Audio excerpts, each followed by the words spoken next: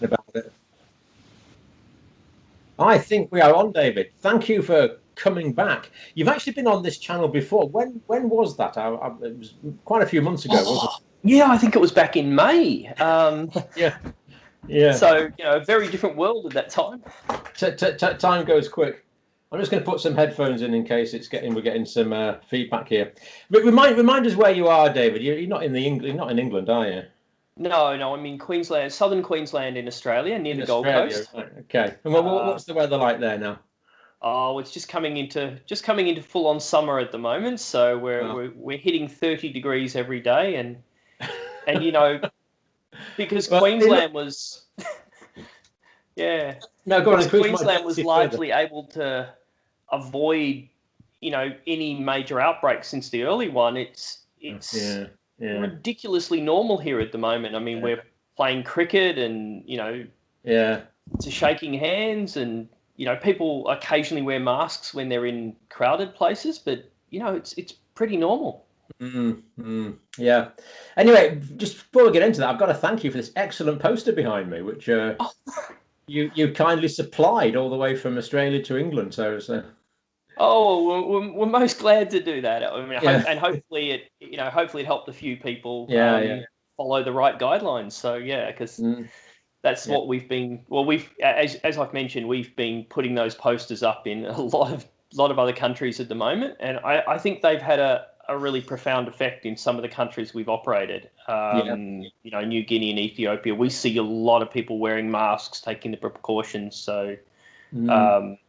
Interestingly, some of the developing countries seem to be more willing to cooperate with the correct procedures than some of the developed countries, from what I see. It's interesting, isn't it? We're going to come on to the AgUnity stuff, because I know you're doing some fascinating work around the world that I want to hear about.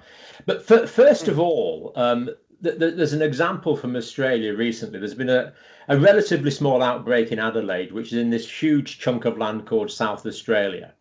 You've been following this, I think, David. What happened there?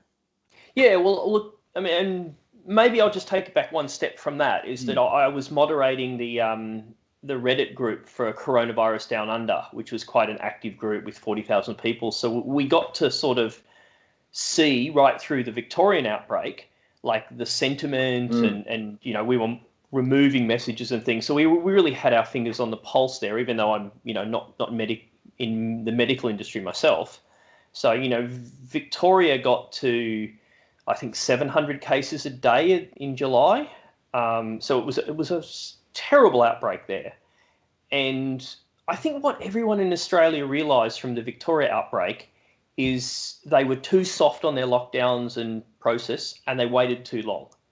And when they finally did like a complete comprehensive lockdown, the cases just dropped off, and it very quickly got under control. And I think Victoria's had 14 days now with 0 cases. And today they recorded there's no cases, people in ICU, no deaths, no cases. So it's the best day for Victoria in months.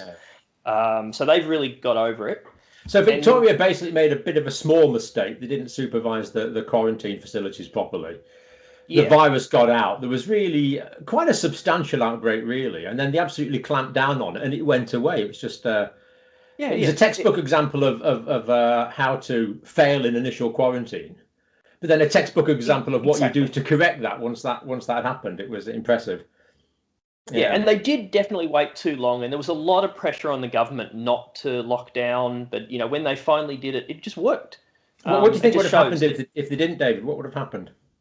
I was actually, as my background is data modeling before AgUnity, and so I was modeling it for the group, and we were looking at it hitting 1,000. It was imminently hitting 1,000 cases a day, and it would have progressed through that. And then, of course, you had with the 2-3 week lag, we had a lot of deaths, and there's another interesting data point to consider on that one as well. That the deaths in Victoria were quite high, so we would have seen substantial fatalities if they had have let it go. And as they did, they locked it down. It's back to normal.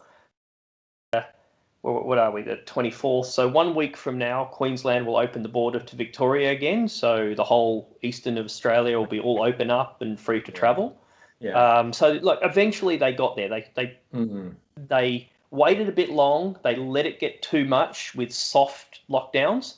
And when they went finally to the hard lockdown, it was only a matter of a month that they had it completely contained. Then they cleared up a few cases, and now we're all back to normal. So it just shows that it can be done if you're willing to take the, like anything, you got to take the medicine. And it might taste horrible. But once you do it, things get better. And then South Australia was a quarantine mess up as well. The Victorian this is the quarantine hotel system in Australia, isn't it? Yeah. So when people return from travel, they go into quarantine hotels, and those hotels the problem has been the private security in the hotel, and that's the same case in Victoria. They had a private security guard in the hotel. He didn't actually leak it. They're not really sure what happened in Adelaide. Somehow the people in the hotel got infected, but how it got into the community was a security guard at the hotel was also working at a pizza place, off the books. Yeah. And he infected other people through that pizza place. It eventually reached a cluster of about 29.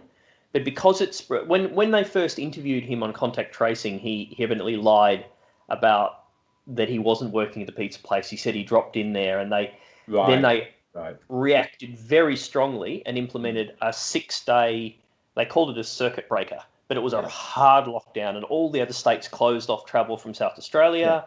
They locked down South Australia hard, so you couldn't even walk your dog. It was harder than the Victoria one, but it was only short, and that let them get in containment. And now South Australia is back to normal. They had one case today, but that was a person that got it from the same hotel, so it was essentially a traveller case. So it was quick, effective, decisive, and proactive action. And in either of those, if that hadn't been done, there would have been exponential spread throughout the state, as you say, because of the lag. There have been sickness, there would have been hospitalizations. The individual state hospital system would not have been able to cope. They would have had to. South Australia's got a very small hospital and system. They would have had to send patients all over Australia for intensive care. That would inevitably carry the virus with it. All Australia could have been infected, and it's just a nightmare situation. And that was completely prevented. I mean, it's kind of hard not to be cynical here, really, because what my natural reaction is to say it's almost as if Australia understands the principles of infection control. It's pretty much doing what you were saying all along, Dr. Campbell. But basic. It's just the incredulity is just incredible, and this is not stuff we've learnt in COVID. I mean, these principles of infection control have been known about they knew about them in 1918. If you look back at the 1918 pandemic, so. We're in a situation where we have a World Health Organization that's supposed to protect us. We have advanced, so clever community health systems in Europe and in the United States. They completely flunked, completely failed us. Australia and New Zealand got it right. The rest of the world basically got it wrong. And it's, as you've just illustrated, this is such simple stuff, and you sense my frustration. Yeah, no, and I really feel for you. I'm because of AgUnity, I'm on calls with people overseas every day, and I'm kind of embarrassed to say what it's like in Australia. Yeah, because it's basically Australian people didn't. We weren't. I mean, Australians, we're not the most cooperative people in the world. So we had, the Karens in Bunnings and that, complaining about masks, but that was on the first one. And when they finally got it right in Victoria, everyone learnt the lesson. What was most remarkable to me about the Adelaide outbreak is when they interviewed people on the news, you had people saying really clearly, oh, look, it's only 6 days. We know we have to do it. Otherwise, it'll get like Victoria. And if we do it now, it'll all be right and we'll be back for Christmas. And that's what happened. 6 days. And so people actually saw Victoria took the hard case, showed the example, and now the whole country knows what you have to do. And it's sort of ingrained. And that was obvious from moderating the forum. When Victoria outbreak, there was a lot of, should we lock down? Should we not? Should we wear masks? Should we not? There's always those, adverse reaction that eventually all the people saying the wrong things, they just shut up and they've sort of drifted off the forum now. Embarrassed into oblivion, basically. And everyone just, eventually figured out that, very much as you say, I mean, a long 10 years, about 7 years ago, I was at some World Health Organization events where I was commenting on food security, and they were working on the pandemic plans for developing nations, and the lockdown, shut the schools, wear masks, all that. Yeah. They seemed to know that then, and that it was standard practice, and it just baffles me that the world hasn't listened to. They were giving, people from developed nations were giving advice to developing nations, and what we see now is the developing nations are following that advice the best they can. They can't shut down the markets. There's some challenges they have, but Africa's done so much better than Europe at handling the virus, just because they know about diseases, they know how serious they are, and they know you just can't say, oh, my rights, I don't want to wear a mask. People just comply with it because they feel it's the right thing to do, and sometimes you have to suffer a little bit to get over it at the other end, and that's the whole thing. Take the medicine now. It was really kind of us, as coming from these advanced, sophisticated nations, to spend a bit of time helping these poor, less unfortunate, less educated people in poorer countries, wasn't it? Well, wasn't that good of us, Oh yeah, and then they're not listening to our own advice. It's the irony of it. It's just. It's just unbelievable. But we're saying here now that all this stuff was in the textbook 7 years ago. You were at the conference, you heard all this then. This is not new stuff. And they knew how to isolate patients back in in the outbreak in 1665 in the UK. There was villages isolated. Even back in 1348, there was villages isolated themselves when the original Black Death came along, and it. 2020 and in the modern sophisticated West, we can't quite manage it. So, I mean, I think a lot of the problem was denial at the very early stages. I mean, we know the outbreak was covered up in Wuhan because of the fear of the Chinese authorities. But again, China's another example. Really, really bad start, but then really clamped down and did really well. Virtually no community transmission now in China, just the odd cluster here and there that they clamp down on. The thing that really sticks in my throat is the World Health Organization saying carrying on flying. That was the thing that really, that's the one I can't get over. If we'd stopped flights out of China, isolated China, as you say, just for a really short period of time, the Chinese authorities were so exacting that they got on top of that really quite quickly. But by that time, it had escaped to laissez-faire lands like America and the UK and France and Italy, where we just we're just preconceptual, and the professionals just seem to completely let us down on that. That seems to me the kind of the story of the pandemic in a nutshell, really. The next thing I'm very afraid of is there's clearly a seasonal factor, and it clearly correlates to vitamin D deficiency levels. I mean, the outbreak in Victoria peaked in July around the lockdown, but we also were seeing in Australia very high IFRs compared to the same month in Europe. So a lot of people were saying that the treatment protocols have got better, and of course they have. They're not intubating people; they're doing a lot of things better. But the IFR reached its low point in Europe around August, September, which is exactly the period when vitamin D deficiency is at its lowest. And now you're going to see that going up. So I'm very afraid that Europe will now, as the cases increase, see vitamin D deficiency. And, as you said probably 20 times on your show, it's so easy and so cheap to fix. And Europe, the United States, please listen to what David has just said. Please listen to this. There was a correlation. When vitamin D levels are lower, more people die. This is not hard. It's simple stuff. So listen to this voice of wisdom from the Antipodes, please. the Scottish government started giving out vitamin D to vulnerable people at the moment. And it's giving out 400 micrograms, not 400 micrograms, 400 units a day, which is 10 micrograms. For anyone who's got a bit of fat on them, that's not going to hit the sides.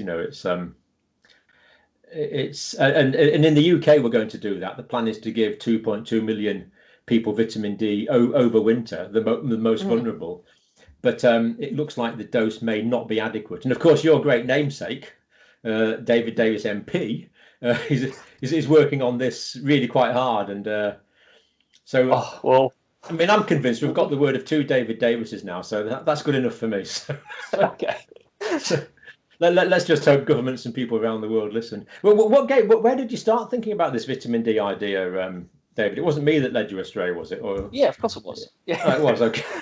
I mean, we were watching you from very early on, and so I was following that, and also. But you're a numbers man, aren't you? Basically. Yeah. I mean,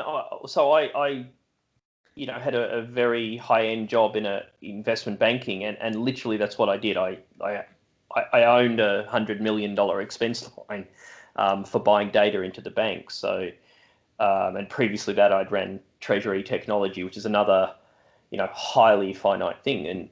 And so I've been looking at the vitamin D all along, and it's, every study shows it. It's interesting is some of the studies show it equally effective to the vaccine. It's just it's remarkable how important it is, and so much cheaper, and we could have been doing it back in Well, one of the things that convinces me is that I've got there's high caliber analysts around the world such as yourself who are able to look at this data, analyze it, and come to exactly the same conclusions as Rahul, for example. I don't know if you've seen him. He's from Kerala, doing a PhD in Germany, come to exactly the same conclusions. I've come to the same conclusions here. Numerous people have come to the same conclusions around the world. Why is it, in your opinion, that this is not being taken on by governments? Oh, I have to be really cynical and say there's no money in it. I think that's completely realistic. I think that's what it is. And another person that's done this topic to death is, I watch the Chris Matheson podcast occasionally, Peak Prosperity. He's also, and he's a pathologist, and he's been similar analysis to you. He's been breaking down what vitamin D does, what it does. He's a numbers man as well, isn't he? He's like you, is good at analysis. And I think there is, there's just, sometimes we understand this from AgUnity. I mean, what we're solving in the villages is enabling farmers to trust and cooperate. Such a simple thing. And that's how they can improve their income and lift themselves out of poverty. And that's, it's what we do every day. And I think this is another one. Like, sometimes people look for a complicated solution when there is a simple one right in front of you. And, not only is vitamin D obviously good for COVID, but there's probably so many other ailments that people suffer from, and people suffer from the flu much worse just because vitamin D levels. So this is probably something that needs to be addressed at a global scale, and the world will be immensely healthier for it. It's the overlapping pandemic, isn't it? There's a pandemic of vitamin D deficiency. People just don't. Modern lifestyle just doesn't involve working in the fields for 10 hours a day. Or herding cattle like the Maasai or the Karamojong for 10 hours a day, who have some of the highest levels of vitamin D in the world because of their lifestyle. Whereas, and there's got to be a correlation. Here, I'm not getting any vitamin D at all. And there's got to be a correlation, because I've got no other explanation for why Ethiopia isn't, terribly hard. I mean, they are doing all the right things, but they can't avoid being in crowded situations. They don't have the luxuries that we do of, isolating, testing all the time, and yet it's not running rampant there. And the difference is they're in the sun all day, every day, and it's quite intense sun. Even having dark skin color, they still must be absorbing enough that they have, strong immune systems. Well, the skin color has evolved over, tens of thousands of years to be exactly right for the conditions that they're in.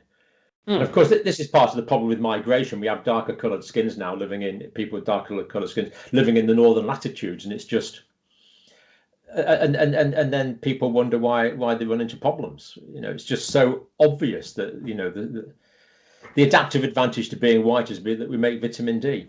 And I'm white and I don't make enough in Carlisle in England, so it just seems. So you have to get out in the sun. We all need to be playing more sport, exercising more, and getting out in our gardens. That's you can't really see how dull it is out there. It's nighttime here in Queensland. I've probably got as much UV as you do. I'm in artificial light at the moment, I assure you. Right. Before we go on to AgUnity, David, just want to finish off your views on the coronavirus pandemic. How do you see the vaccines influencing the numbers and the patterns over the next 6 months? I mean, Northern Hemisphere has to get through this winter, and that's what really genuinely terrifies me. I mean, our company is all about caring for people, and we're used to caring about people in developing nations, and we're looking at Europe and going, what are you doing? The vaccine's not going to come for winter, and as things... You're looking at us with bemusement, aren't you? Well, not bemusement. Yeah, bemusement's probably one word for it. It's honestly incredulous, but they had the opportunity during summer too. During July, August, everyone knew how bad the virus was. Everyone knew the infection, and because it came down a little bit during that period, everyone, I think, they were over the lockdowns. They were over being contained, but that was the time to contain it. They missed the golden opportunity. It's going to be increasingly hard for the next 3 months for the Northern Hemisphere countries to do anything about the virus now, unless you really drastic lockdowns. And it's already spread so widely that, one of the benefits Australia had is when Victoria had its big outbreak, all the other states had locked them off, and they'd locked off movement within the state. So it didn't spread far. Like New South Wales got a few little clusters from Victoria. Queensland had it once. There was a couple of girls that travelled down illegally and came back with it. Other than that, it just didn't spread outside. Because it was contained in one state, they could manage it. When it's already everywhere, I just don't know how you contact trace that. I think one of the observations, Victoria, once the cases got into beyond about a few tens, like beyond the 30 or 40, it seemed like contact tracing was just a futile effort. While there was 10 or 20 cases, you could contact trace. As soon as it got daunting, they were fighting a losing battle, and the only solution seemed to be lockdown, circuit break, get ahead of the contact tracing. And then when they did start to open up, contact tracing worked very well because it was defined, community cases. They could look at this area and go, okay, it's broken out here. Now we need to clean up this school, test everyone around there. You could do it, but you had to have the processes in place. Once it gets to a certain level of excess, and so many countries were there. In August and September, many countries were in a really good space and a little bit more discipline. We wouldn't be going into winter, and now we're very fearful for that. I think Africa most of Africa will be going into summer now. So I'm very glad that Africa's probably not going to get hit that hard, although the challenge in developing nations will be how long does it take before they can get the vaccine, and how do they absorb who's going to support the cost. There's a really big logistical challenge, and I've not heard that discussed. We've been watching for it, and we don't know what the time frame for vaccines. Well, the Oxford AstraZeneca site actually published this information yesterday for their plans. On the Oxford AstraZeneca vaccine press release yesterday, they actually had a global map and a timeline. So this information or a possible way forward has just come to light yesterday. But of course, it's not enough for the whole world. It's no, it's going to take a very long time. So the Oxford vaccine is going to be manufactured in Australia.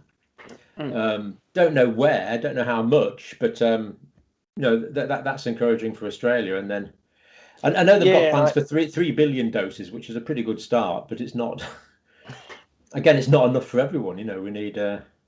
Yeah. So I know our Department of Foreign Affairs has redirected all their efforts. So we were meant to do a project with Fair Trade International in New Guinea, and that's been stalled for a while because DFAT's putting everything they can towards supporting our neighbouring nations providing the vaccine. Like every other foreign affairs initiative seems to have been put on hold for the coming months. So Australia's certainly looking after its neighbouring countries. And I think that's where a lot of the vaccine will go, beyond initially, the Australian population. Yeah. So that's a positive thing. But, there's a lot of people in Africa and Southeast Asia and the Southern Asia, Southeast Asia. That I think there's some, it's a very, very challenging. Indeed. Yeah, David, I'd like to go on and talk about the AgUnity situation, but I think for technical reasons, I think we'll just do that on a separate video. So if we stop this one now, is that okay? Yeah, sure. And then we'll do a separate one on that. That'd be great. Thanks.